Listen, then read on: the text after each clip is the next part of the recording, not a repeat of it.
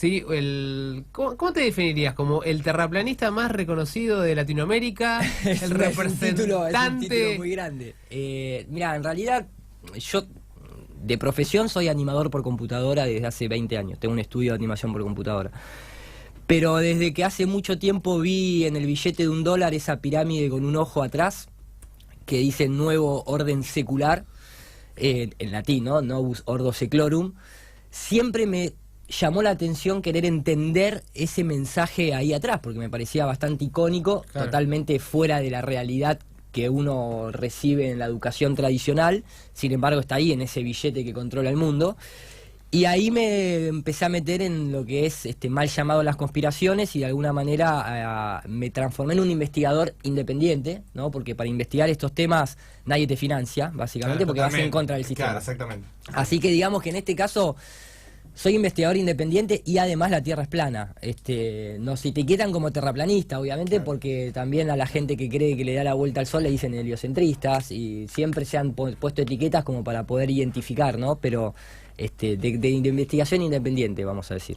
Claro, porque si no te pregunta, ¿por qué mal llamadas conspiraciones? Porque yo uso mucho esa palabra, pero está bien, me genera duda. A ver, etimológicamente conspirar es respirar junto a, ¿no? Pero en el sentido de reunirse para respirar, entre comillas, para charlar sobre un asunto. Pero el término que está mal usado es teoría de la conspiración. Es un término que crea la CIA allá por la década de los 50, de los 60, sobre todo después del asesinato de Kennedy, del tema del hombre en la luna y demás, para ridiculizar y para poder identificar y decirte, vos sos un teórico de la conspiración, ¿viste? Entonces, por eso digo que está mal llamado, porque en realidad la palabra conspiración lo que intenta hacer es simplificar y reducir toda una línea de argumentación que tal vez te cuesta entender. Entonces, vos decís, sos un conspiranoico, y bueno, pero pará, en el billete del dólar está eso, sí, investiguémoslo. Ah, no tengo ganas. Ah, no me interesa. No, es una tontería. Yo ayer pasaba en la columna de ahí de la FM Cielo con Perón, y pasaba el audio de Perón, sí, hablando y diciendo, Perón diciendo, bueno, la independencia de Latinoamérica es un poquito más compleja de lo que parece, porque está metida Gran Bretaña y la masonería. Entonces vos decís, que Perón era un conspiranoico también. O sea, la gente que recibió un mensaje cuando estábamos en la época de Malvinas, que nos decían que íbamos ganando la guerra, eran unos conspiranoicos. Y así te vas dando cuenta que conspiración es una palabra muy reduccionista, creada por la CIA, lógicamente. Para rebajar cualquier otra opinión que no fuera... La mejor forma de ocultar algo, ¿no? O sea, que sea evidente, o hacer la sátira, o... Exactamente. Pero, digamos, desde el punto de vista del terraplanismo, porque justo dijimos la luna, ¿llegamos a la luna? Mirá, yo como director de efectos visuales nunca me lo creí, porque obviamente si hoy en día ves lo que son las imágenes oficiales, se nota cómo está cableado los astronautas, se nota cómo el polvo cae a la misma velocidad que acá en tierra, cómo fue... los videos que te muestran están simplemente reducidos en velocidad. Hay que recordar que Hollywood desde los años 20 ya tenía lo que se llama matte painting, que es cuando reemplazás un fondo. Ya tenían composición analógica, o sea, tenían slow motion, ya lo tenían desde la década del 20, desde Lumière, te podría decir que desde 1800 y pico ya había estereoscopías. O sea, la estereoscopía 3D, yo cuando estuve en el Museo de Milán, en 1800 y pico ya estaba la cajita con estereoscopía 3D. Nosotros ves un pendrive de 128 GB y decís, uy, qué tecnología, pero cuando vos hablás en términos militares, y la NASA la funda la organización militar estadounidense, vos tenés que pensar que lo que le dan al público tiene 40, 50 años de retraso con lo que ellos están manejando, ¿no es cierto? Entonces, bueno, cuando vos ves la propaganda política de la Luna, y ves los que participaron, ves las fotos oficiales de Stanley Kubrick con los directores de la CIA y de la NASA, que están oficiales online, digamos, te empezás a dar cuenta que hay toda una cuestión muy, perversa por detrás, ¿no es cierto? Pero tiene más que ver, más que con esa cuestión que nos hicieron creer de la Guerra Fría con Rusia, tiene más que ver con esta cuestión de ocultar el terraplanismo, porque ya Rusia en ese momento... ya los zares habían sido eliminados en la Primera Guerra Mundial, y ya Rusia era masónica. Stalin, Lenin, si vos ves las fotos oficiales, están con la mano dentro del saco. había gente... La mano del saco es un símbolo masón. Masón, ¿no? es la mano que es la mano que maneja la historia. Viste, Napoleón, Sarmiento, el Papa Francisco, si vos ves, están todo el tiempo con la manito acá dentro del saco. Es una manera de identificarse públicamente, pero sin ser detectados, digamos. Entonces, bueno, viene más de ahí la mano. El tema de la luna es muy interesante. Este año se cumple 50 años. Vamos a hacer una pequeña conferencia para dar a entender esto, pero es muy importante entender que lo más que no creemos, o sea, no se volvió nunca más. En el 69 con esa tecnología fuimos... Ahora va a ir China, ¿no? Siempre todos los años va alguien, pero nunca... Nunca llegan. Viste que a Israel ahora le pasó que 15 metros antes la nave se destruyó.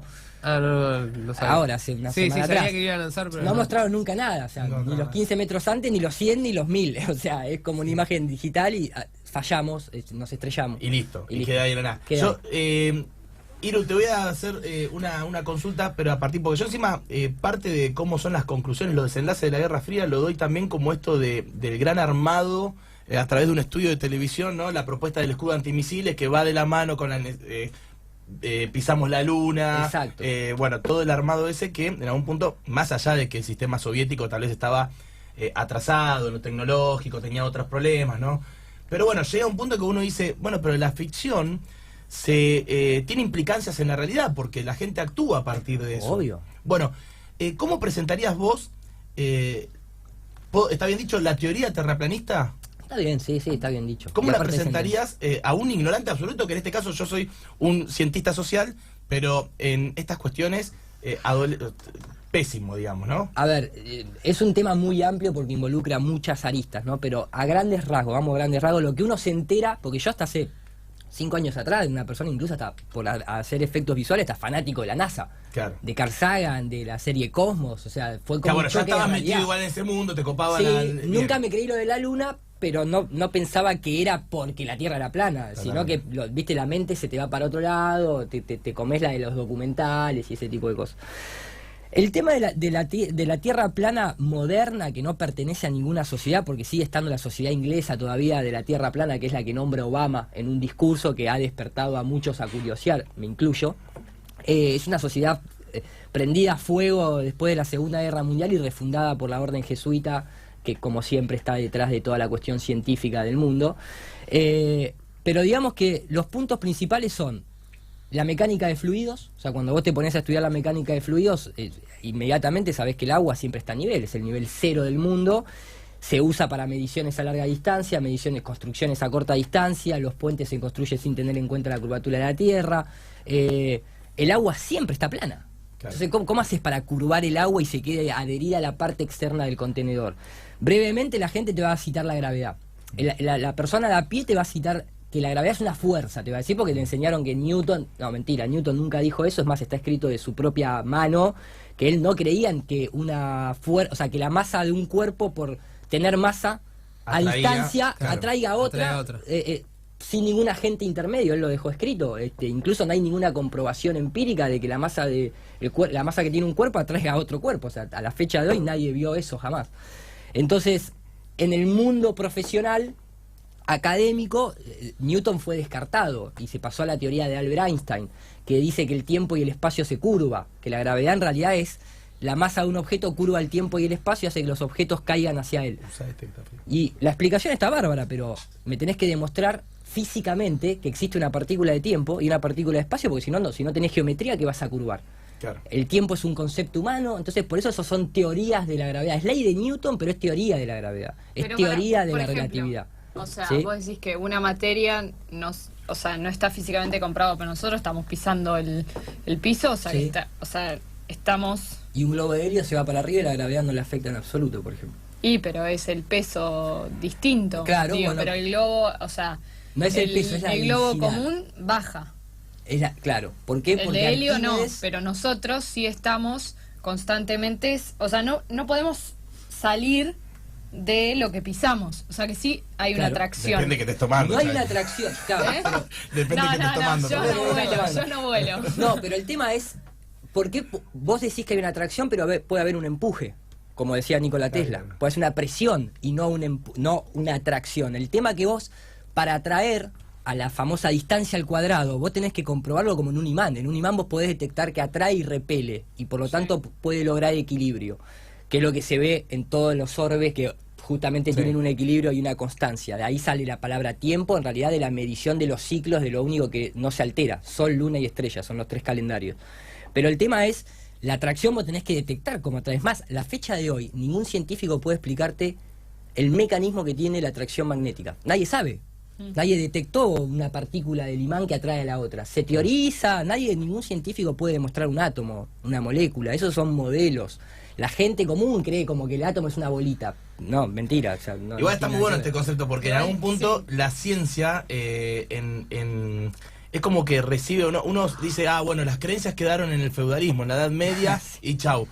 Y la ciencia también tiene un halo de creencia fundamental, o sea, como que algo se supone que se va a haber comprobado, algo se supone que debe estar experimentado, algo se supone que es real. Mirá, en este caso, punto, nada más. En este caso las cosas que podés comprobar son descartadas. Lo que vos decías es lo que decía Arquímedes, es la densidad. Si vos sos más denso que el medio en el que te encontrás, te vas para abajo, si sos menos denso, te vas para arriba. Entonces, si estás en el agua y sos una madera, no importa el tamaño que tenga, ¡puc!, flotás a nivel cero. Si sos más denso, ¡puc!, te vas para abajo. Nosotros estamos en el fluido del aire y por lo tanto somos más densos. Ahora, la orientación, por qué arriba y abajo, eso también tiene que ver con lo que es la electrodinámica y la dinámica del magnetismo, que era lo que planteaba Faraday, Tesla y demás. O sea, hay un orden porque este mundo fue creado. Entonces vos es como decir, ¿y por qué hay agua? Porque hay agua, porque así apareció esto. O sea, no es H2O, o sea, no hay ninguna molécula, no son 2 moléculas de hidrógeno. No, o sea, eso es un modelo, básicamente. Entonces, lo más empírico, el agua no se curva. Bien. Lo podés demostrar a todo tipo de escala en laboratorio. No, pero en realidad eso no funciona así, te dicen. Bueno, demostrame que funciona de otra manera. No hay curvatura geométrica. O sea, nadie puede detectar que en el horizonte tenga una caída de curvatura.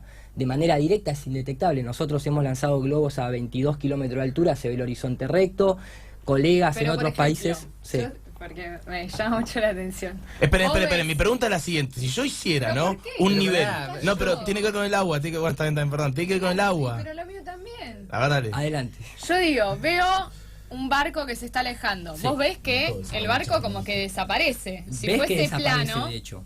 Claro, pero si fuese plano vos lo seguirías viendo. Porque, por ejemplo, yo la luna, aunque esté a millones de kilómetros, ¿Cómo sabes que está la a millones veo. de kilómetros? Y... Porque sí, que No la tenemos... A millones de kilómetros no verías. ¿Vos ves más de 10 kilómetros de distancia? No, porque... Bueno, hay una cuenta para hecha mí, por altura, ¿no? Claro, de la pero... distancia que se... No, porque yo digo, yo no, estoy yo te viendo... entiendo, es esto que vos estás viendo acá. No sé. No esto- entiendo esto- nada de eso. Bueno, Mostráselo mirá, esto en es- la Está la cámara. cámara. Esto es el equivalente al barquito.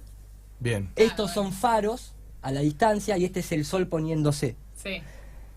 Vos lo que no estás teniendo en cuenta cuando vos hablas de lo que vos me decís del barquito que desaparece, vos te estás olvidando de un montón de fenómenos ópticos. Vos estás hablando a nivel geométrico. Si la Tierra tendría la curvatura de 12.000 kilómetros de diámetro, bla, bla, bla, bla, debería pasar como pasa.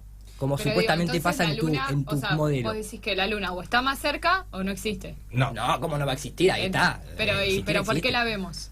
Porque está ahí, existe. Ahora después te digo la distancia a la luna. Pero, Pero igual quiero decir una cierro lo cosa. del barquito. Es verdad, yo no veo que el barco baje. Yo veo que el barco desaparece. Vos ves por que el la barco distancia. desaparece y No, la gente vos ves te va a que decir... el barco baja. No ves que No, baja. yo Te puedo veo mostrar que el cientos barco... de videos y no yo ves veo que el barco baja. desaparece antes Vos ves que el barco baje. desaparece. Vos te estás Pero vos- olvidando... O sea, vos no ves Pero- la parte de Para, arriba del barco. ordenemos un poco, porque A es ver, un ¿a qué voy lío con esto? En el horizonte, vos no ves la parte del barco nítida que va bajando No. en un horizonte. porque se va inclinando. Exactamente, lo que ves es que se va achicando el barco de lejos hasta que desaparece el barco. Vos te estás olvidando de la perspectiva, el punto de fuga y la parte fundamental que se conoce como la Fata Morgana, nombre del italiano, se llama Hada Madrina, que es la resolución angular por temperatura. ¿Viste cuando vas en la ruta y vos ves que en la ruta los objetos empiezan a aparecer como si tuviesen agua? Sí. Y empiezan a desaparecer en la ruta también. Sin embargo, vos en la ruta decís, no, ahí no está la curvatura. En el océano o en el mar o en el agua sucede mucho más a gran medida porque se evapora mucho más agua. Entonces cuando el agua se evapora, distorsiona la luz y vos perdés de foco. Entonces el barco no desaparece. Hoy en día justamente una de las cosas que más trajo el terraplanismo es la observación a larga distancia, en el que vos, si estás a ojo pelado, vos no ves más de 4 kilómetros. Si vos ves que ahí el barco desaparece, desde un avión deberías ver una curvatura tremenda, porque a 4 kilómetros ya un barco de 8 metros de altura desapareció por la curvatura de la Tierra. Imagínate de un avión que estás a 10 kilómetros que ve más de 500 kilómetros del horizonte. Sin embargo, en un avión siempre ves el colchón de nubes totalmente recto. Sin embargo, desde el suelo ves que esas nubes tocan el horizonte. Pero no es porque las nubes se curvan, es por un fenómeno que tiene la luz, se llama resolución angular, resolución óptica. Es más, o sea, uno tiene que siempre este modelo lo tiene que entender desde el modelo geométrico, pero después tiene que aplicar el modelo óptico encima. O sea, estamos hablando, por un lado, la geometría, y por otro lado, o sea, el fenómeno físico y el fenómeno fisiológico por otro lado. Claro, ¿Cómo mira el ojo? No, pero digo, fisiológico porque yo justamente estoy estudiando eso para el trabajo que estoy haciendo y, digamos, el ojo encima ve en 2 dimensiones. La tridimensionalidad la crea la cabeza también. Claro, no, y además hay el un ojo fenómeno es un lente cóncavo. Es un lente cóncavo, sí. Perdón, convexo. Entonces la luz llega, vos cuando estás en el mar abierto, o sea, estás parado en el mar calmo, vos podés, o en una montaña, vos podés tener, si la visibilidad la tenés al punto máximo, por las condiciones atmosféricas, vos podés tener la sensación de estar en un círculo. ¿Por qué? Porque como el lente es convexo, la luz llega... A vos te hace ver que... A vos te hace dar la sensación de un círculo, pero no de una curvatura. Nosotros, ya te digo, la gente que pone globos de altitud, los que no tienen ojo de pez llegan hasta los 40, 35 kilómetros de altura del horizonte totalmente. Agregamos que el ojo de pez tiene que ver con que el ojo humano mira sobre una dirección, el ojo de pez tiene más amplitud. Más amplitud, pero de forma, ¿entendés? Ya a nivel del suelo se ve como una curvatura. O sea, la gente que va de a pie, vos le preguntás, en geografía nunca te enseñan a decir, o sea, yo te pregunto a vos, ¿y cuáles son tus argumentos para, de manera directa, decirme que la Tierra es una esfera que gira alrededor del Sol? La gente normal prácticamente se queda sin argumento. Es más, yo te digo, estamos discutiendo la curvatura de la Tierra. ¿A qué altura hay que elevarse matemáticamente hablando? ¿A qué altura hay que elevarse para realmente ver la curvatura de la Tierra? Porque podemos hacer un montón de teorías y decir, no, porque el barco desaparece, es un método indirecto. Te dicen, lo de la NASA dice 12.000 pies. No, sí, un poquito más, en realidad 15 kilómetros. Bueno. Son 45.000 pies más o menos. El tema es bárbaro. A 15 kilómetros se debería ver la curva. Nosotros tiramos globos a 40 kilómetros, no se ve la curva. O sea, hay alguien que está mintiendo, ¿entendés? O sea, la matemática no miente. Si yo tiro un globo a 40 kilómetros de altura y no se ve la curvatura, no creo que me esté mintiendo la matemática. Creo que me estás mintiendo vos, que sos un organismo, entre comillas digo, que tiene un principio de autoridad, y es como discutirle al Vaticano. O sea, al Vaticano vos no le puedes discutir religiosamente hablando que el Papa es el representante de Dios en la Tierra. Porque el tipo con la chapa de la institución te dice, no, yo soy el representante de Dios en la Tierra. La NASA con la chapa te dice, no, yo soy los únicos que ponen satélite. No, la NASA, las rusos... ¿Qué pasa con el resto de los cuerpos celestes? Por llamarlos así los planetas, ¿no? Pero claro, digo, vos... ¿cómo ¿Son es redondos, otro son planeta? planos? ¿Qué onda? Vos decís que para vos son todos planos, o solo la Tierra. No, a ver, primero no, yo sé que surge decir para vos. Iba a decir eso, No, es un para vos. Para vos no, bueno, no es para mí, yo lo cuento. Para mirá. la teoría, digamos, ¿no? A ver, cuando vos hablas de planeta, hay que, primero etimológicamente significa estrella errante. ¿Por qué? Porque es una luz en el cielo que se mueve, a diferencia del firmamento, que es el conjunto de estrellas que está fijo. Rota todo junto, pero está fijo, no tiene una órbita independiente de eso. Claro. La palabra planeta no significa que sea esférico ni que sea redondo, no remite a la geometría, remite al movimiento. Estrella errante o vagabunda, dice la palabra esa. Cuando vos hablás de planeta como lo estás pensando, como nos los enseñaron en el colegio, tenés 2 características bien definidas. Una es la circularidad, que podría llegar a ser esférico, tranquilamente. Lo que pasa es que nadie le vio la otra cara a la Luna, nadie le vio la otra cara a Saturno, nadie le vio la otra cara a Júpiter, siempre se le ve la misma mancha y demás. O sea, no tenés comprobación empírica de que del otro lado vaya algo. De todas maneras, podría ser curvo. Esa es una característica. La otra característica es la rotación alrededor del Sol. ¿Sí? Tenés esos 2 puntos. Cuando vos eso lo trasladás a la Tierra, no las encontrás. Vos decís, bueno, vamos a detectar la curvatura terrestre. No la veo. No se detecta geométricamente. Vamos a detectar, a principios del siglo XX, la teoría de relatividad de Einstein surge por un cuestionamiento muy profundo de la ciencia, que fue demostrar realmente si la Tierra le daba la vuelta al Sol, instrumentalmente, porque los sentidos te pueden engañar. Nosotros no sentimos que la Tierra gire, entonces te pueden decir, bueno, no, es que vos sos muy chiquito, la Tierra es muy grande. Lo cual contradice, porque si fuese muy grande tendría una fuerza centrífuga enorme y la debería detectar. Tenemos todo, sí, para adentro. Pero bueno, para adentro. Vamos a hacer ciencia. No podemos confiar en nuestros sentidos totalmente. Vamos a lo instrumental. No, eso es centrífuga. Es lo mismo en realidad. Son las mismas. Vamos al instrumental. Creemos un instrumento que detecte si realmente la Tierra gira. Empiezan con el péndulo de Foucault en 1857. Sí. Obviamente el péndulo es una atracción turística, ¿no? Por todas las características que tiene. Tiene un electroimán que lo mueve, tiene un motor que lo mantiene en movimiento. A veces gira por un lado, a veces gira para el otro. Los días de eclipse solar se frena. Fue una mentira eso que yo vi, que volteaba los palitos así. No, eso está bien, pero hay un motor que lo está sacudiendo. Claro. Te lo dice el propio museo. Había uno arriba dándole con la manija. No, pero aparte tiene un caso muy característico que no te lo explican, que es el efecto Alias, se llama, que es que un economista en el 1950 y pico descubre que los días de eclipse de sol, el péndulo se frena. ¿Cómo?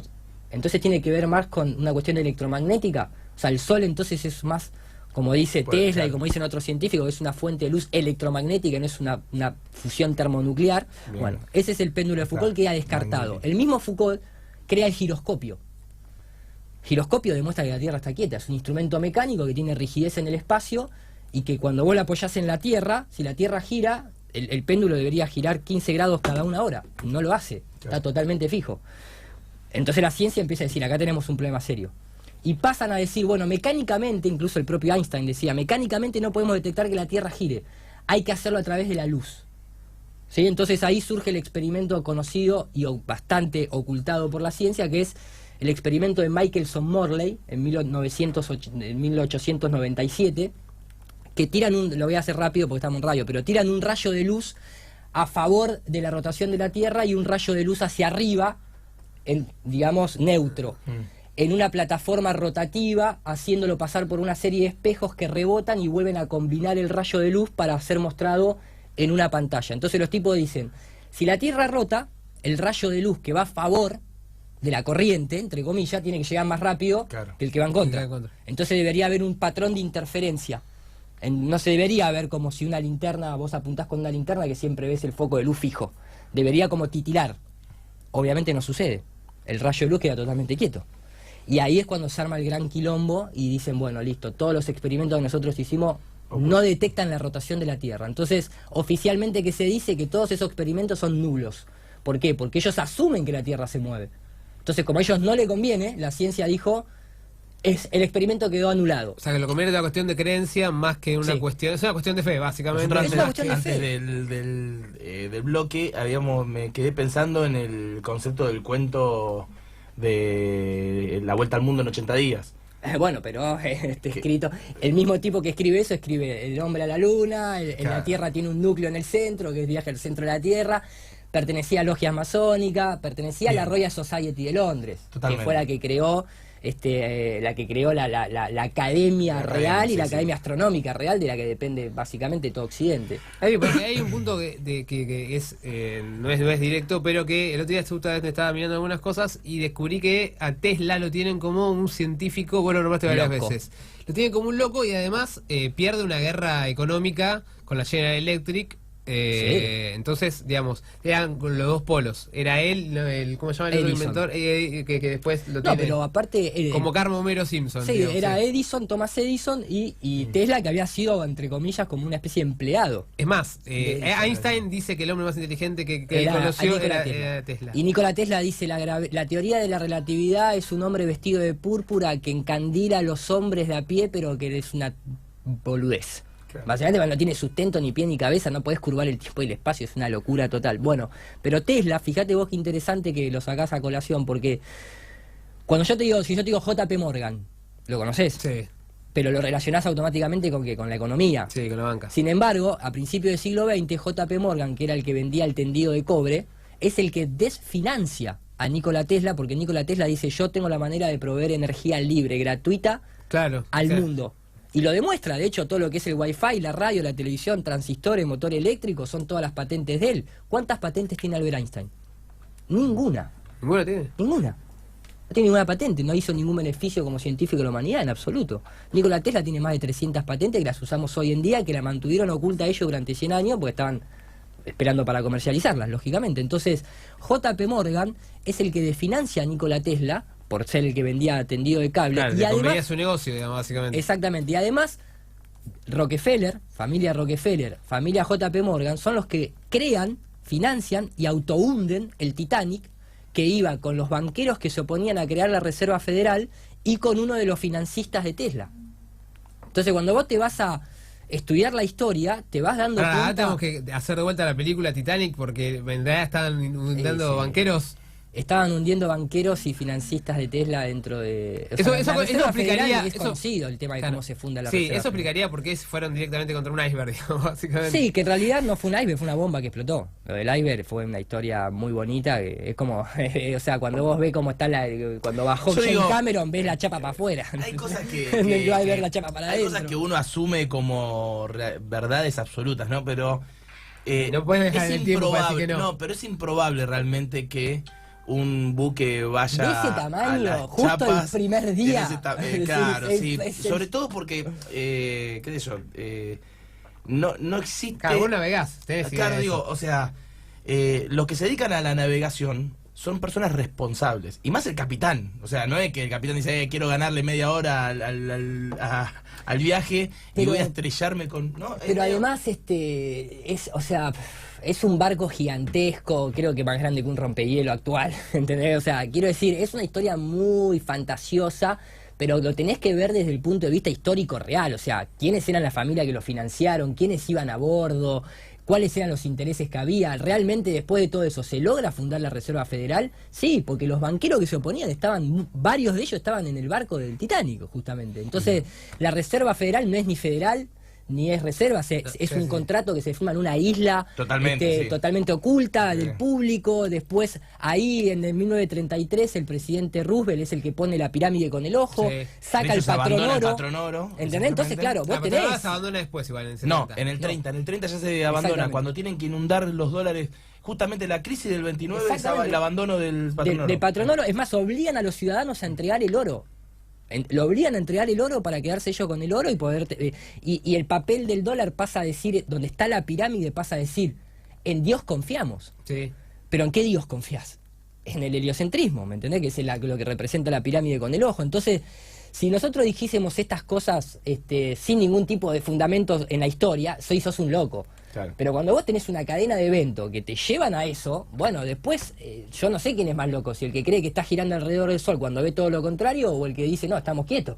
Y los instrumentos demuestran eso. Y de ahí empieza la etiqueta. Sos un teórico de la conspiración. Porque no tienen argumento, ni tienen comprobación para sacarte la realidad, entonces, ¡pum!, te empiezan a etiquetar. Obviamente hay un montón de teorías de las conspiraciones que son incomprobables, o que sí son locas, o que tienen que ver con extraterrestres que no puedes comprobar. Pero la persona que dice, ¿cómo puede ser que en Nueva York se caen 3 edificios cuando chocan 2 aviones? En el 11S. Claro. ¿Sos un loco? Y no, mirá, se cayeron 3 edificios en demolición controlada. Chocaron 2 aviones. Claro, el World Trade Center 7 se cae y nadie puede explicar por qué se cayó. Y se cayeron las Torres Gemelas al mismo tiempo que se cae. Exactamente, y estaban todos los papeles de deudas hipotecarias y un montón de otros papeles. ¿Entendés? Entonces vos decís, pucha, ¿qué? Vas a acordar de Iron Mountain, ¿no? La forma de desaparecerlo. Qué coincidencia. Después te enterás que Bin Laden era socio de los Bush en petrolera. Entonces, quiero decir, hay datos para cuestionar. Lo que pasa es que nosotros como ciudadanos nos enseñaron y nos adoctrinaron con un sistema educativo basado en un servicio militar, en el sistema prusiano, que tenés que pararte, sí señor, callarte la boca. Y eso lo trasladás, se te queda en el subconsciente. El Instituto Tavistock, a principios del siglo XX, que es el que funda Rockefeller, que es el que termina interviniendo en la salud, en los medicamentos, la patente de la televisión. Si vos ponés ahora la patente de la televisión en Google, te muestra el dispositivo de la televisión y la patente del televisor está como dispositivo electromagnético para alterar los campos mentales.